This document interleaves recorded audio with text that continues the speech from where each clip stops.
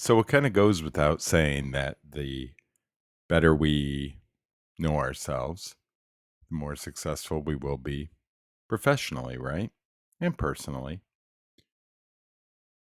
But professionally, we tend to think of ourselves as these jobs we've had, these projects we've performed for others or with the companies we've been with, these different experiences we've had. But I think for a lot of us, at least for me, you can think back to one job that may have really defined who you are. And for me, it was dressing up as Yogi Bear and driving a honey wagon. And if you don't know what a honey wagon is, it's a little tank that they pull around on a truck or a tractor to empty poop out of campers, in my case. And that's really who I am as a consultant and a data guy. I clean up piles of poop. And every business has a pile of poop. And I have to make the client happy, just like Yogi makes the people happy. And, I like to entertain you along the way. But this is the actual staff shirt from the 1980s. Still fits. There's a period where it wouldn't have. From Yogi Bear's Jellystone Park on Barton Lake in Fremont, Indiana, near the Angola, Indiana exit. I spent 2.5 seasons there working. Each season, the owners, Roger and Anna, would hire 8 to 10 local high school kids and nearby university kids to work for the season. There was housing for the women, housing for the men. And this is kind of how a typical week went. Uh, the women would take care, on staff would take care of all the activities during the week for the kids and the families. They'd work with Anna on the reservations, planning the activities for the weekend, ordering things for the store, stocking the store. The guys pretty much every morning would meet with Roger and Larry, our foreman, and they'd give us all the dirty front of the house work, like mowing the grass, chopping down the trees. We'd run electrical and water to new campsites, fix roofs, uh, just split wood. Got my hand stuck in one of those once. That really hurt. But, we would do all that outdoor stuff usually. But on the weekends, we'd really all come together as a team. We'd all work in the camp store. We'd all register campers, all handle problems. We'd all take turns getting up at 4:30 in the morning to make the donuts, just like Fred the baker. We'd all take turns dressing up as bears and rangers, driving hay rides, manning hay rides. We'd all participate in the outdoor activities. We were a real team. We weren't just a team, we were a family. Uh, Roger and Anna lived on property. And unless there was a food event on a weekend, every day there would be lunch up at the house for the staff. There'd be a couple hours where we could just come and go. And frankly, we could probably come and go about any time we wanted to. And uh, they'd feed us, they took care of us. It was just a fabulous place to work. One year, they built the first water slide in the region. It was 340 feet long, uh, and 40 feet high, approximately. And everybody on the staff got trained as a lifeguard, learned how to operate the pump. We all learned how to dry climb the thing and inspect it. Even when the contractors were building it, they let us help with little finish work in the concession area. I remember one day we helped do concrete forms and pour concrete.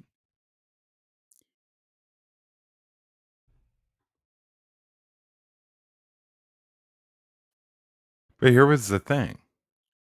No matter what we were doing, we were always properly trained. We were always shown the safe way to go about things. We were always taught that the customer came first. If it was our time off and we were walking around the park and somebody came up to us and said, "Oh, there's the toilet plugged." Worst we might say is, "We're not on right now, but we'll let someone up front know and take care of it." But chances are we'd go and take care of it, right? So, anyhow, as I said, one of the tasks was driving a honey wagon. So, fast forward 30 years.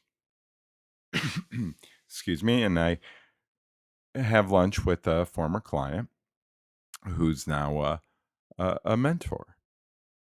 And he knew I was trying to refocus my business. And like a good therapist, he said, Well, first of all, I said, give me some advice. What do you think I'm good at?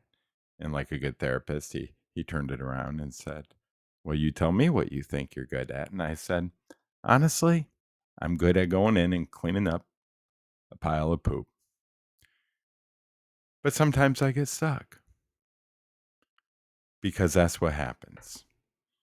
We had a long conversation about that because sometimes the client's responsible, usually it's the vendor, but uh, that's what happens in business.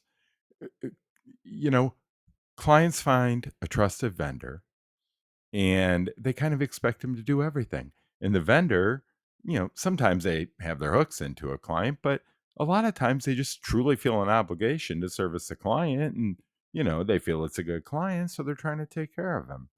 And they extend themselves beyond their expertise.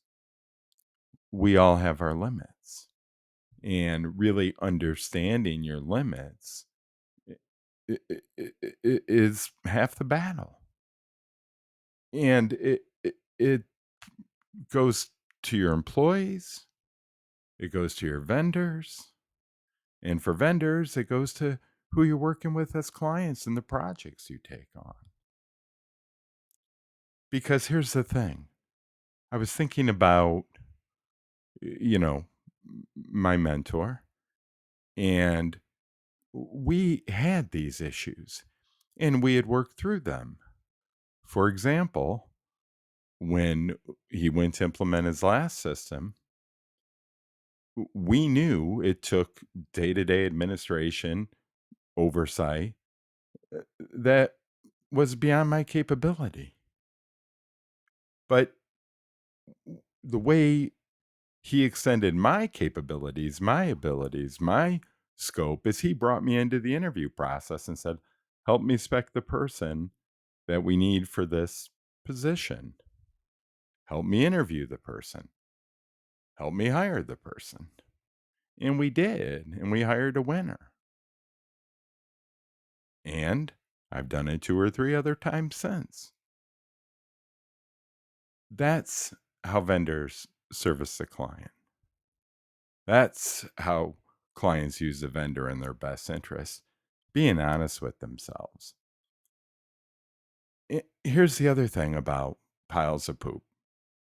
I had a lot of long term relationships with clients, 3 years, 8 years, sometimes longer. My mentor was longer than that. But the thing is when he brought me in to clean up a pile of poop, we cleaned up the pile of poop and we moved on to the next pile of poop. It's not the vendor's job to keep cleaning the pile of poop, usually. The idea is for the vendor, the consultant, to help you put a process in place so the hands don't get dirty in the future. Here's the other thing I realized about all these situations where I successfully cleaned up piles of poop. And it even goes back to Jellystone Park. Jellystone Park hired kids that were winners. They made them winners. They empowered them to be winners. And it turns out I've partnered with winners all my life. I look back at all my clients. Not every project was a winner, but most of them. I look back at all my clients, and most of them have grown and sold their business, or they literally outgrew my services. Even those that were one off, so many were niche players in the market, or I do work for them manually because they're market leaders. Shouldn't you partner with a winner? I think you know where to find me. See you soon.